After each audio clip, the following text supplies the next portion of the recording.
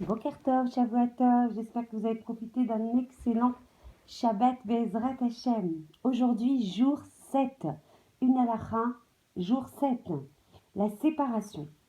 Dans tout lieu de rassemblement public, dans tout lieu de prière, dans toute salle de fête, on a l'obligation d'installer une séparation entre les hommes et les femmes. La Mishnah qualifie cela d'instauration importante. Dans une synagogue sans séparation digne de ce nom, les prières ne sont pas acceptées, d'après le Rav Aaron Kotler, Zecher Tzadik Vekadosh Livracha. Les femmes et les filles ne doivent pas se faire voir par les hommes en aucun cas. Donc pour celles en fait qui prient avec moi chez Belaïch, avec une grande émotion que je vous dis ça. Quand on sort en fait de la Chazara, par exemple le samedi matin, faites très attention à rester très discrète quand vous sortez, alors qu'il n'y a pas d'entrée ni de sortie séparée pour les hommes et pour les femmes. Il faut rester vraiment en retrait, et c'est cette personne qui fera ça sera digne de louanges et de brachot Be'ezrat Hashem. Normalement, on devrait prévoir deux sorties séparées, ça n'est pas le cas. Il y a beaucoup de concentration de personnes, de densité en fait, de personnes quand on sort tous en même temps, beaucoup de proximité, de frottement, c'est absolument pas adapté évidemment à un lieu de prière et à tout autre lieu d'ailleurs, mais encore plus à un lieu de prière. Idem, Seuda Shlichit, très important de demander à ce qu'on sépare en fait le buffet pour les hommes et pour les femmes. Celle qui fera ça sera ma mâche digne de louange et de brachot. Bezrat Hashem. C'est pourquoi il ne faut pas déplacer les séparations et les rideaux. Il faut y faire très attention, en particulier lors des réjouissances de la fête de Sukkot, Simchat Bet HaShoeva, à Simchat Torah ou dans les mariages. Attendre son mari à la porte de la synagogue. Attendre son mari à la salle de fête. Attendre son mari à l'entrée d'une cage d'escalier est contraire à toute la noblesse d'une fille de roi. Dans les bus en Israël, les femmes ne s'assiéront pas sur des places en fait adjacentes à celles d'un homme. Un homme ne s'assiera pas à côté d'une femme ni derrière elle. Les femmes monteront dans le bus après les hommes et non devant eux. Ça ressemble à ce qu'on avait étudié la semaine dernière, qu'un homme n'a pas le droit de marcher derrière une femme dans la rue. Il doit s'en abstenir ou en fait baisser les yeux.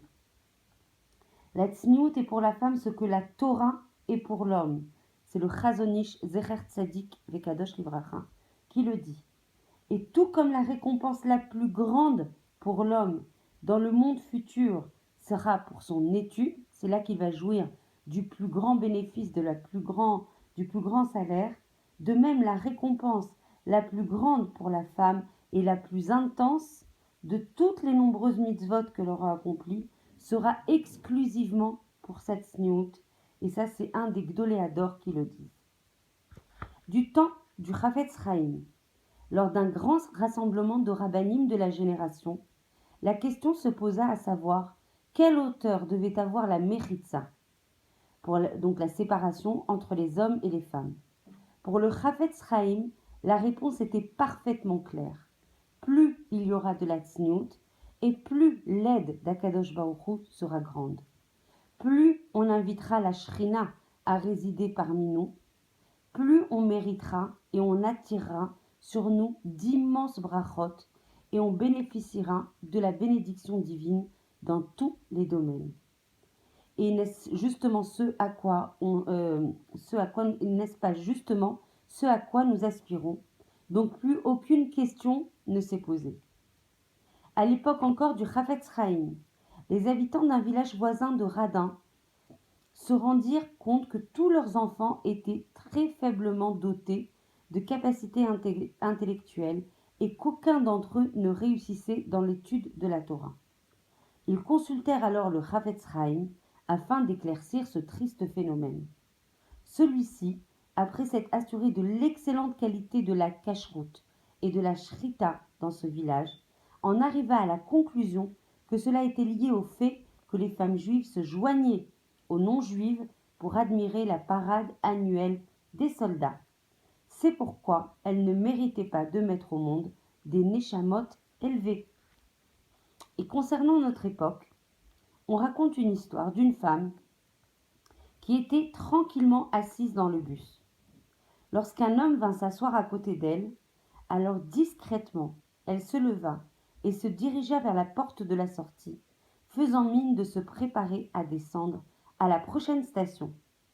Hélas, quelques secondes après, le bus explosa, et il s'avéra que l'homme qui s'était assis à côté d'elle était le terroriste en personne. Son souci de garder scrupuleusement, rigoureusement la tsniout l'avait sauvé d'une mort fatale. Un point important avant de conclure, on étudie la halakha. Donc il n'y a absolument aucun compromis à trouver dans l'étude de la halakha. Donc en fait, quand on dit ouah, ça n'a pas l'air de nous concerner, ça nous concerne plus que jamais. Ça nous concerne encore plus à cette période qui précède en fait la Géoula.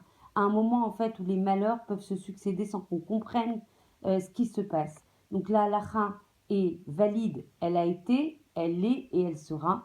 La Torah est éternelle. Donc en aucun cas on peut trouver des compromis en disant cette halakha ne doit pas nous concerner à l'époque contemporaine.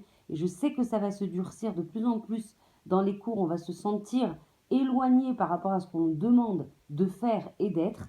En aucun cas, dans l'étude, on ne dénaturera l'étude. Après, au fur et à mesure, pour l'application, on montera avec l'aide d'Hachem, petit pas par petit pas, jusqu'à tendre vers ce qu'Hachem désire de nous, Be'ezrat Hachem. Si Hachem nous a demandé ce qu'on doit, c'est à la chôte, c'est qu'on est capable de les réaliser. Je vous embrasse très fort, que toutes les personnes qui étudient, que toutes les personnes qui diffusent, que toutes les personnes qui commencent à appliquer, je l'ai dit à certaines personnes hier, une chazara est à réaliser pour les études qui ont été faites la semaine dernière, et chacune, bli neder, doit prendre une petite chose sur elle par rapport à cette étude, que ça soit, comme c'est marqué dans les Pirkei Avot, quelque chose en fait, les maaseh, donc quelque chose qu'on étudie pour faire, Be'ezrat Hashem. Une petite chose elle aura un immense mérite par rapport à ça, Be'ezrat Hashem. Je vous embrasse très très fort et je vous souhaite une très belle journée, Be'ezrat Hashem.